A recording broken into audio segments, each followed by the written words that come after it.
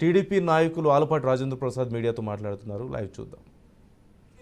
ఆత్మహత్యలు హత్యలు జరుగుతూ ఉంటే, మీ ప్రభుత్వం ద్వారానే హత్యలు జరుగుతూ ఉంటే మీరు కనీసం ఆపలేనటువంటి పరిస్థితి, శాంతి భద్రతలను కాపాడలేనటువంటి పరిస్థితి. రైతుల ఆత్మహత్యలు దాదాపు 3,000 మంది చేసుకుంటే ఇది ప్రభుత్వ హత్యలుగా భావించాల్సిన అవసరం ఉందా కాదా అని చెప్పి నువ్వు సమాధానం చెప్పాల్సిన అవసరం ఉంది రేపు సభలో అని చెప్పి మీకు మనం చేస్తాం. చెప్పలేని అంటే దద్దమ్మగా మిగిలిపోతావు, చరిత్రహీనుడిగా మిగిలిపోతావు. వీటికి సమాధానం చెప్పాల్సినటువంటి బాధ్యత రేపటి సభలో ముఖ్యమంత్రికి ఉంది అని చెప్పి నేను అడుగుతా ఉన్నా. కాదా? ప్రజలకి సమాధానం చెప్పాల్సినటువంటి బాధ్యత నీది అవునా కాదా అని చెప్పి నేను అడుగుతా ఉన్నా. సిపిఎస్ రద్దు చేస్తా ఉన్నావు, వారం రోజుల్లో రద్దు చేస్తా ఉన్నావు. ఆ సిపిఎస్ మీద అవగాహన లేదని చెప్పి మాట తప్పిని మడమ తప్పని వ్యక్తిగా చెప్పుకున్నావు. మాట తప్పావు, మడమ తప్పావు. సిపిఎస్ గురించి ఆ రోజున రెచ్చగొట్టావు చంద్రబాబు నాయుడు గారి ప్రభుత్వం మీద. ఏం సాధించావు నువ్వు? ఒక్కసారి అని చెప్పి అధికారంలోకి వచ్చావు. వచ్చిన తర్వాత నువ్వు ఎక్కడైనా సరే, ఏ రోజైనా సరే, నువ్వు ఏదైనా సరే న్యాయం చేయడానికి ఎక్కడైనా ప్రయత్నించావా అని చెప్పి నేను అడుగుతామన్నా. ఆఖరికి ఉద్యోగస్తులను మోసం చేసావు.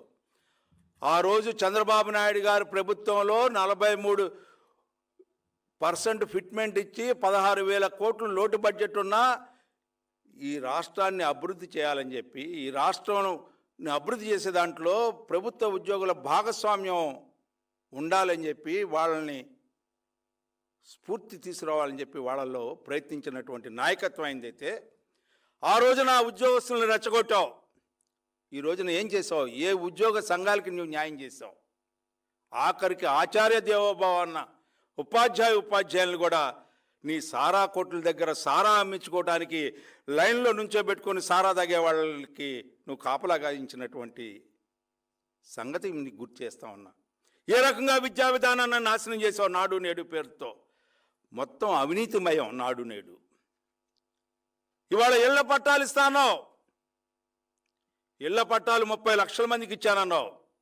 ఆనాడు చంద్రబాబు నాయుడు గారి ప్రభుత్వంలో ఏపీ టిడ్కో హౌసింగ్ కింద, షేర్ వాల్ టెక్నాలజీ కింద అత్యాధునిక సాంకేతిక పరిజ్ఞానాన్ని ఉపయోగించి సామాన్య మానవుడు కూడా ఇలాంటి ఇంట్లో ఉండగలననే భావంతో ఆ రకమైన ఇళ్ల నిర్మాణం ఆ యొక్క కార్యక్రమం జరిగితే దానికి మసిబూసి మారేడికాయ చేసినటువంటి ముఖ్యమంత్రి జగన్మోహన్ రెడ్డి గారు మీరు కాదా అని చెప్పి, దానికి విరుద్ధంగా 30 లక్షల ఇళ్ల స్థలాల పంపిణీ కార్యక్రమంలో పేదవాడికి సెంటు పొలం ఇస్తానని చెప్పి, సెంటు స్థలం ఇస్తానని చెప్పి, అది కూడా 44 గజాలు ఇచ్చి మోసం చేసి ఈ రోజున పేదవాడి మీద 6 లక్షల నుంచి 10 లక్షల రూపాయలు అప్పు చేసుకునే విధంగా, అది కూడా గత ప్రభుత్వంలో ఇళ్ల కోసం ఏదైనా లోన్ ఇప్పిస్తే బ్యాంకుల ద్వారా లోన్ ఇప్పించినటువంటి ప్రభుత్వం చంద్రబాబు నాయుడు గారిది అయితే నువ్వేం చేసావయ్యా?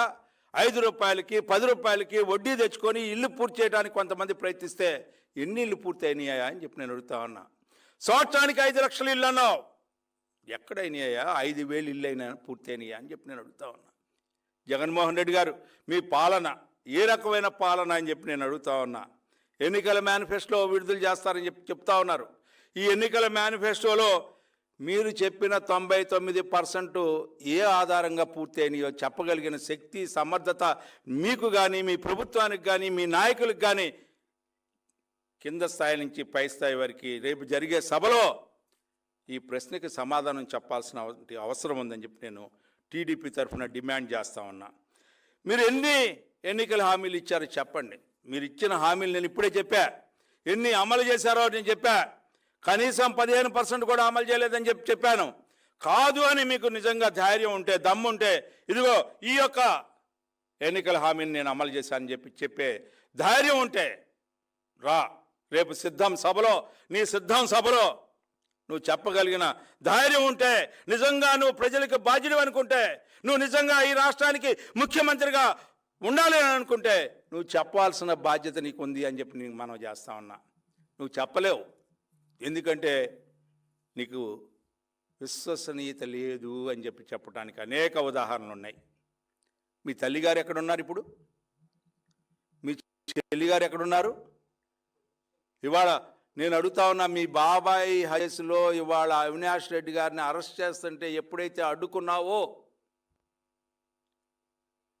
ఆ రోజే నీ పతనం ప్రారంభమైంది అని చెప్పి నేను మీకు మనవి చేయాలనుకుంటున్నాను. నిర్దాక్షిణ్యంగా ఈ రోజున నేను కాదు, నేనేసిన ప్రశ్నలకి సమాజపరమైనటువంటి ప్రశ్నలు, కుటుంబ సభ్యులైనటువంటి మీ చెల్లెలు గారైనటువంటి సునీతి గారు వేసిన ప్రశ్నకి నువ్వు సమాధానం చెప్పగలిగిన స్థాయిలో ఉన్నావా అని చెప్పి నేను అడుగుతా ఉన్నా. ఈ రాష్ట్రాన్ని ఎప్పుడైతే ఆ వేసిన ప్రశ్నకి సమాధానం చెప్పలేకపోయావో ఈ రాష్ట్రాన్ని పరిపాలించే పరిస్థితి నీకు లేదు లేదు లేదు అని చెప్పి నువ్వు చెప్పుకోవాల్సిన అవసరం ఉంది.